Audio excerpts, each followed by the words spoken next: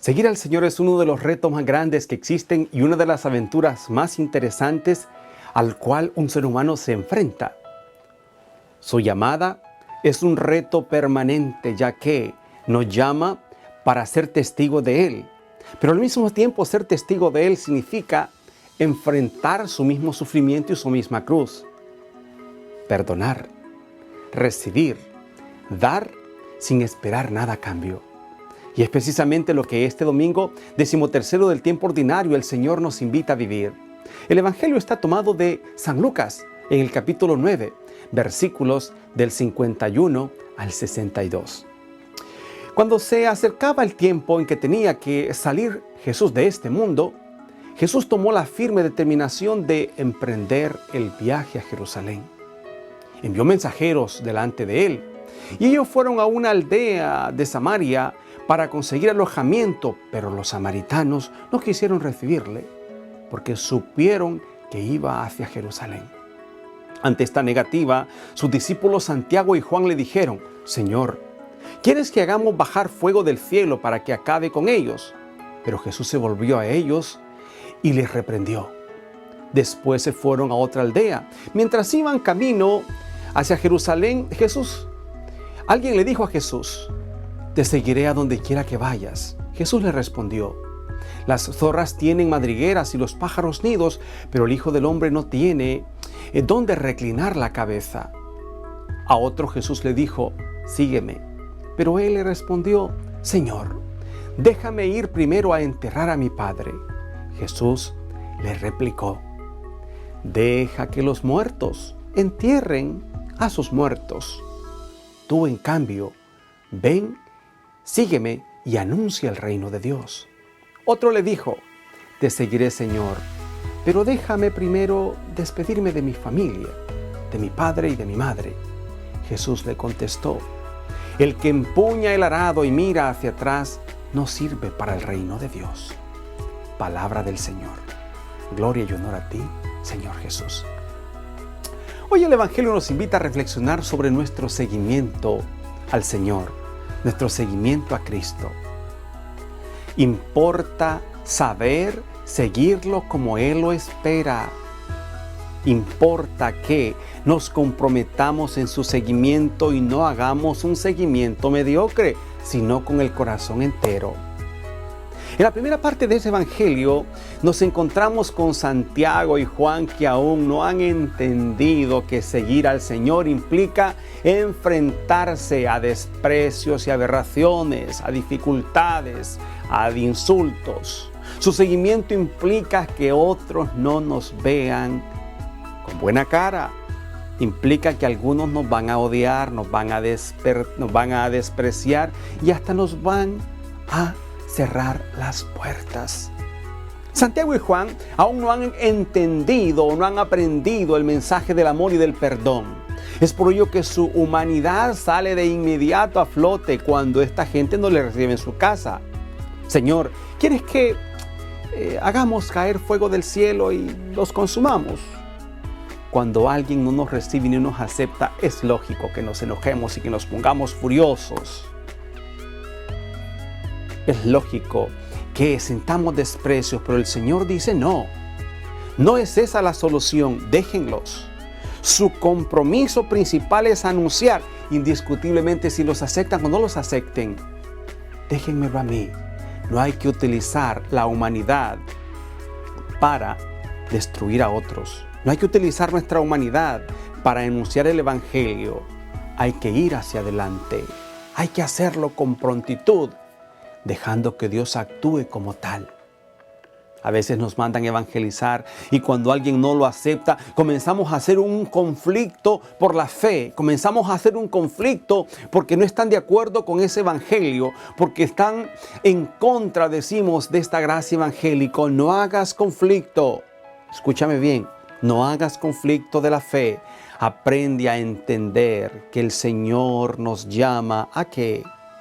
Nos llama a vivir de su evangelio y de su amor, no hacer un conflicto.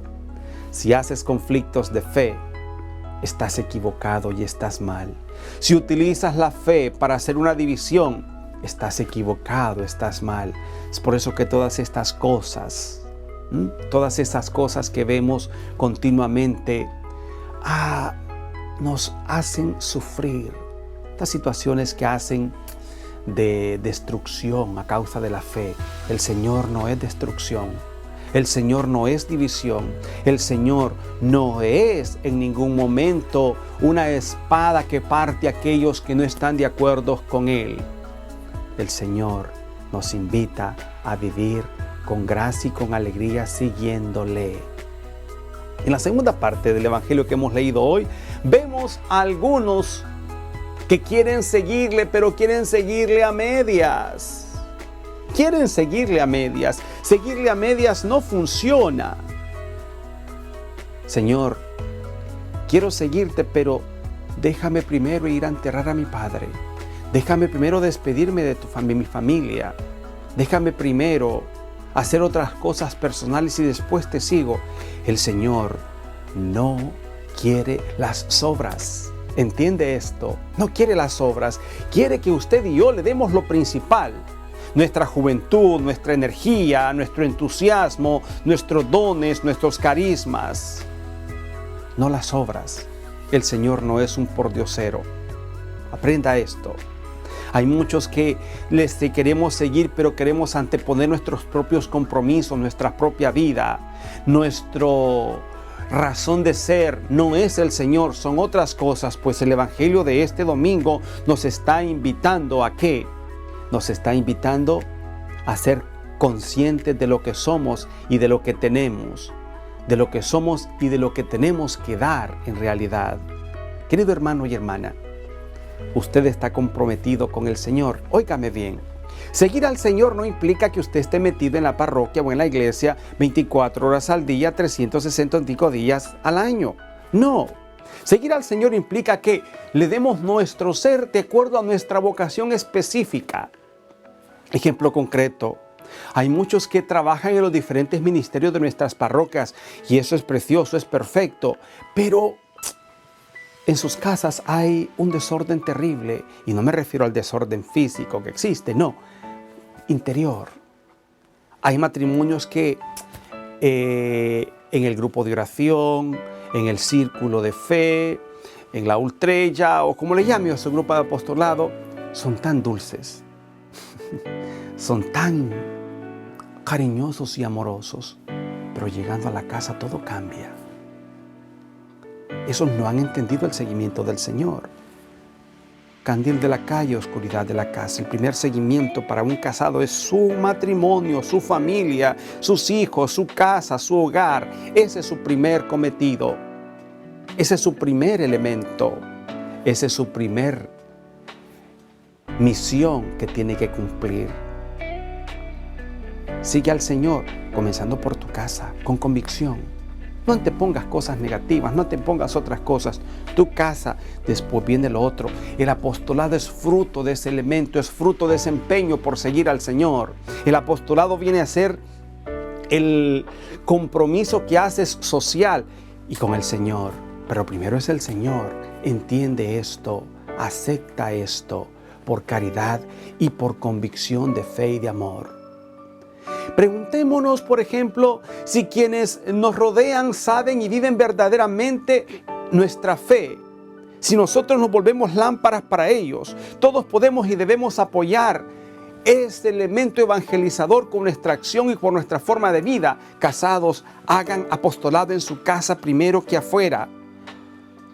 Me encuentro con catequistas, me encuentro con personas comprometidas en las parroquias que sus hijos no siquiera saben el Padre Nuestro, ni siquiera saben la señal de la cruz, y se la saben a medias. ¿Por qué? Porque para ellos es más importante otros que ellos mismos, tu casa, tu matrimonio, tu hogar, tu vocación específica, y desde ahí comenzar a pregonar esa alegría del Evangelio desde los dones que el Señor nos ha dado.